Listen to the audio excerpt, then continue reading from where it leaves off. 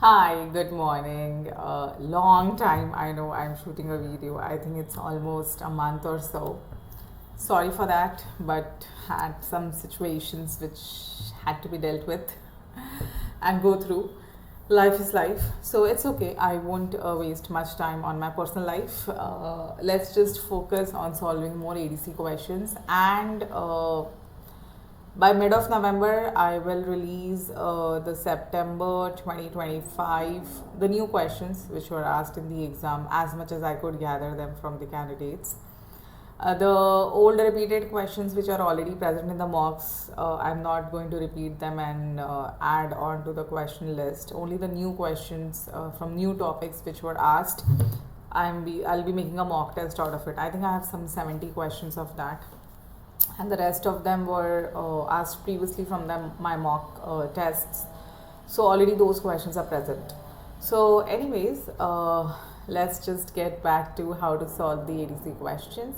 And I think recently ADC released a newsletter which mentioned for new candidates who are applying for the initial assessment.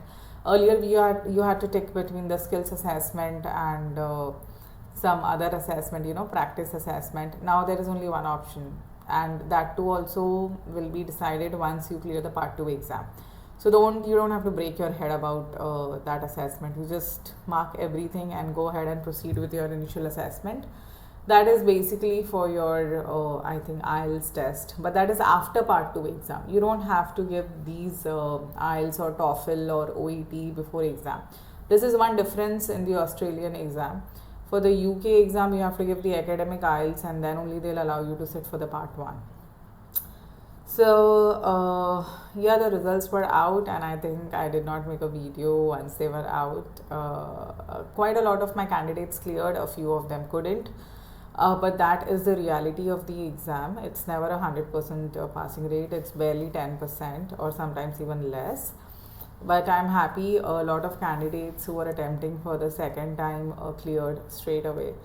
So this should give hope to other candidates who are listening to this video if you have not cleared for the first time. And if ADC is your dream and you have the money with you, go ahead. Money is equally important. I would say money is more important than you dream here, because it's crazy expensive, man. And part 1, okay, fine, I would say it expensive. Part 2, super expensive. The amount of money that you spend for the exam, you have to spend almost double of that for your training for the exam and the materials that you buy from it. Like, it's superbly crazy. So anyways, let's just start solving the practice paper of ADC, which is released by the ADC itself, and we are on currently clinical scenario number 13. Yeah. So what does this question say? Miss Suarez is a new patient attending your practice for an emergency visit. Emergency for pain. So she has pain. From tooth number 26, photographed below. Okay. But she is a new patient for you. She is interested in holistic dental practice and tells you that she is not a believer in mainstream dentistry. Boy, what is this holistic dental practice? Like is there a different course for holistic dental practice? What is it? Like, in my understanding, it is, I think, no application of any chemicals and basically treat incipient caries lesions by asking patient to not use toothpaste or something. Honestly, no, there is nothing called as holistic dental practice. It's a dental practice. What is required, and whatever is taught to us and whatever we practice is fully scientifically backed and evidence-based dentistry. So this new terminology, holistic dentistry, doesn't mean you're applying herbal medications on the tooth. But somehow this has caught up with the general population, while the actual dentistry, which has been practiced for years and years and centuries, have been out of the window. Next thing I'll hear is an AI dentistry. What the computer will treat you, probably. I don't know. So she's not a believer of mainstream dentistry. What is mainstream dentistry? Is the dentistry that you are taught about. You will not clear your basic graduate exam on holistic dental practice, would you? So yeah, anyways, You take a history of the issues related to toothaches. What is the most important, most adjectives? You know how in my videos I stress so much about the adjectives that Australian Dental Council exam wants you to look at. So, most important type of information you would gather from Ms. Suarez to assist in developing a diagnosis of a present complaint. Tooth. I always tell this to my patients also. If the nerve of the tooth is damaged, the first symptom is pain. And if it is like really grossly damaged and if there is no pain, probably it's dead. That's why no pain. But if there is a spontaneous pain, enough to get you to the dentist, definitely the nerve has to be affected. If you do the clinical examination and find nothing else and you see a tooth like this, it has to be the tooth. Okay, so the pain history will help you to decide how much which stage of acuteness the patient has come to you, and accordingly you have to do the treatment. Because an acute dental pain is a very severe form of pain, like it won't allow you to do anything else in your life, so that needs to be treated. And the worst part is medications will rarely take care of it. In a hot pulp, you have to do pulp extirpation or get the tooth off. So the first thing is pain history, like when did the pain happen, how it happened, how long is it lasting, what's the nature of the pain, vague, dull, sharp, shooting, spontaneous. All this is pain history. Pain history is not like asking did you have pain. No, you have to see the characteristic of pain. It's like, you're asking your friend about their girlfriend or boyfriend, the first time. How is she? What does she do? How does she look like? What's her height? What does she eat? Etc. Just to get the details. So imagine that tooth has that personality.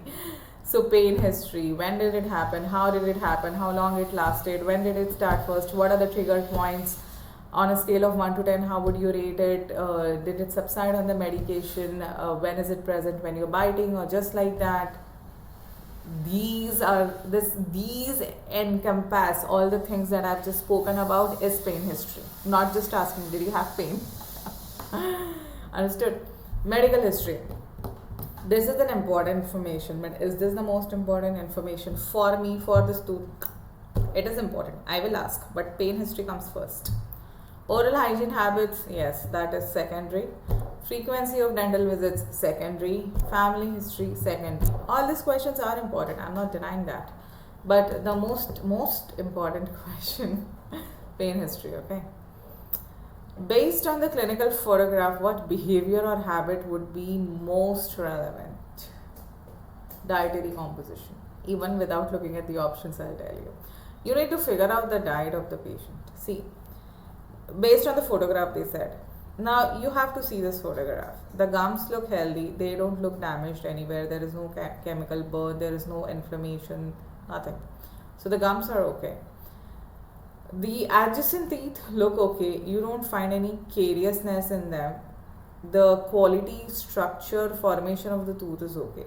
So when I go through these options, that what behavior or habit would be most relevant, medications being taken. If any problem would have been happening with a medication, it should have been present in both the teeth as well and some part of the gums as well, which would give you a condition, okay, what is happening, why so many teeth are getting affected. Water intake important, but water intake alone, I won't give it that much importance. Dietary composition, yes. If the patient says I'm eating a lot of sweets, yes, that's the reason. Fluoride intake and frequency of dental attendance. Frequency of dental attendance, okay, fine. You visit a dentist frequently, you see if there is any cavity and it gets fixed.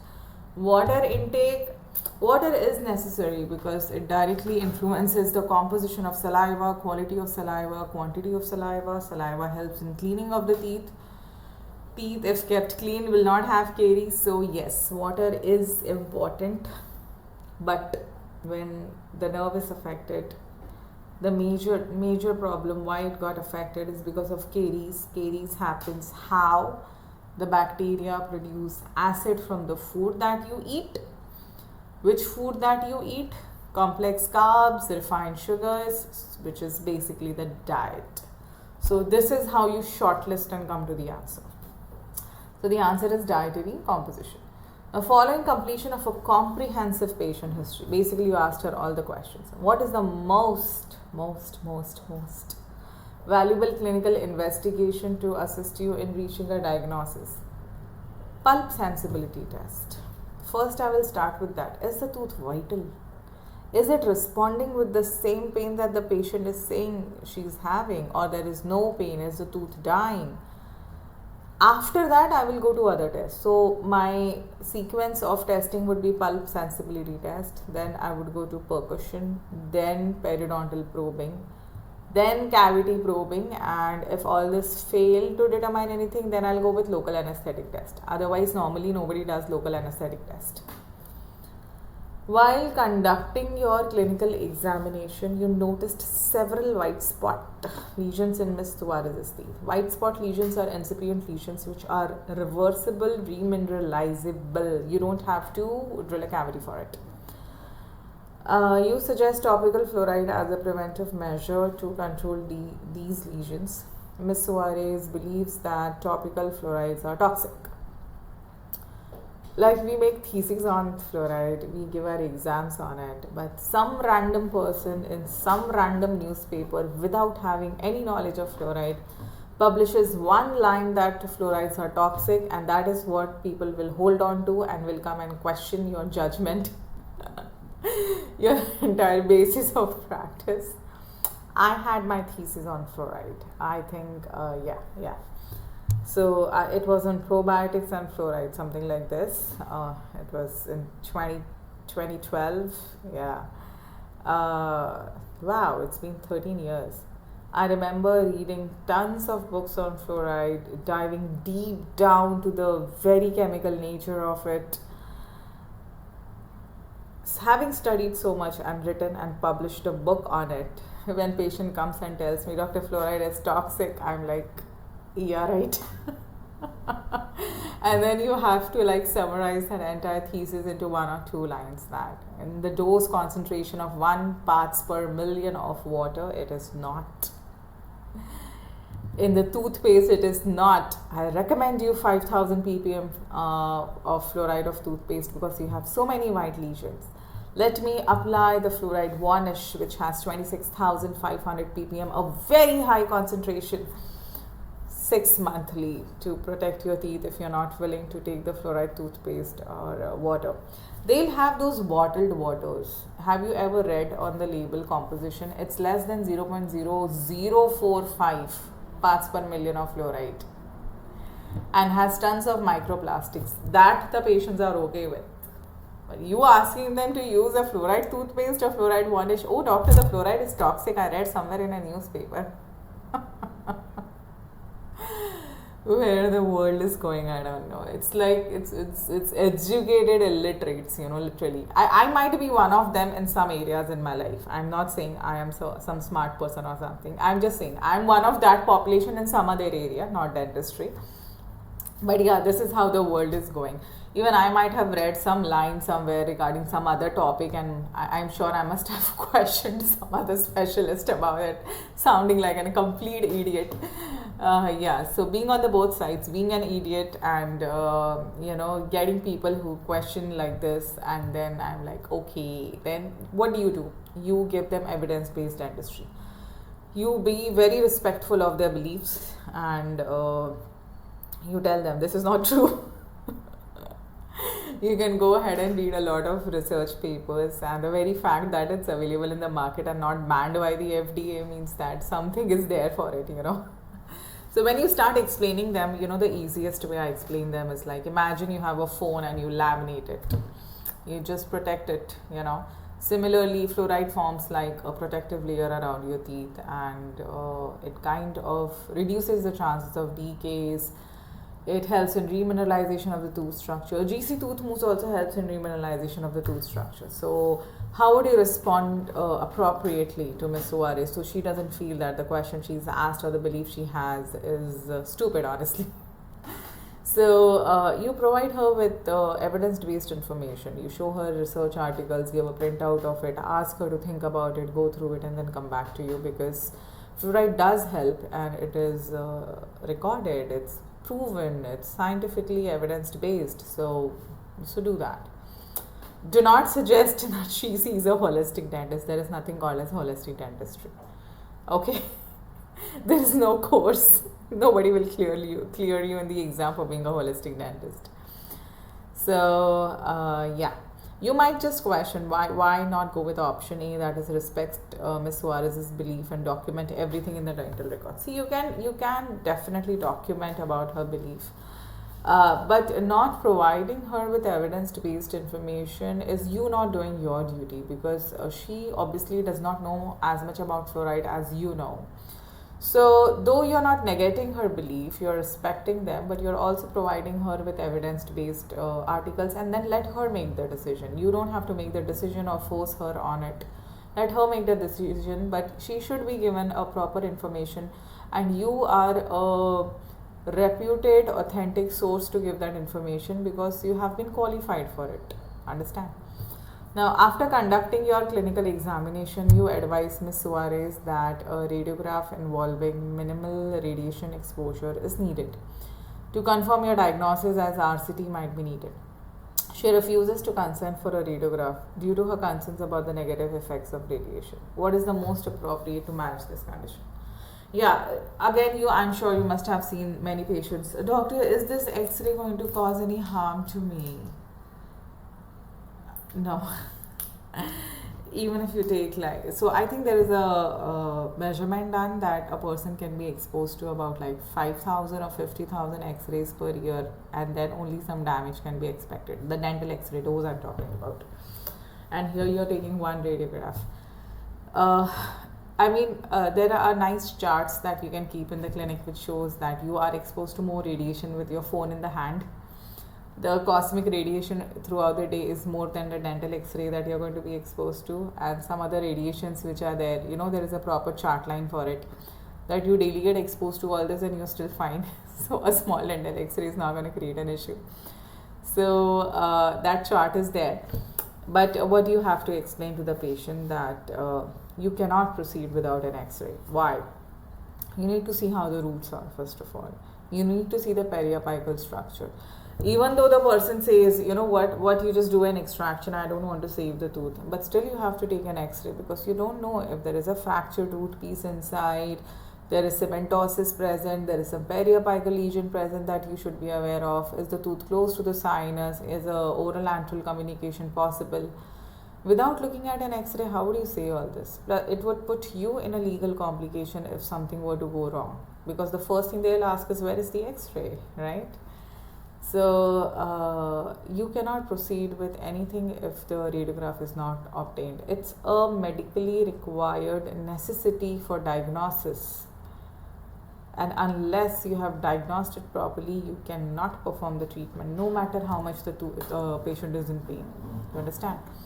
So option A, you cannot proceed without a radiograph. So remember this, no matter how much the patient might tempt you, doctor, you take the money, doctor, please do it now, it's so much painful, no need for X-ray, I don't think so anything will be there inside, please extract it. Do not get swayed. These are all temptations. You are a professional, you are providing a service, and there has to be a proper documentation as to why the service is given. X-ray is a must, remember. Okay, so this is how you solve the question. I hope it is clear. You can of course mention your comments in below the link, and like I always mention, practice. We have 33 mock tests, and I'm in the process of making the 34th one. Probably I'll release it in less than 2 weeks, about the September 2025 questions. And of course the question bank books are always there for you to study. My ultimate ADC companion book and comprehensive ADC book, both these books plus the mock test, 3 things good enough to clear you for the exam if you practice well, apart from you reading therapeutic guidelines, Odell and infection control. Understood? So have a nice day, and happy to be back. I hope you're all happy to have me back. Bye bye.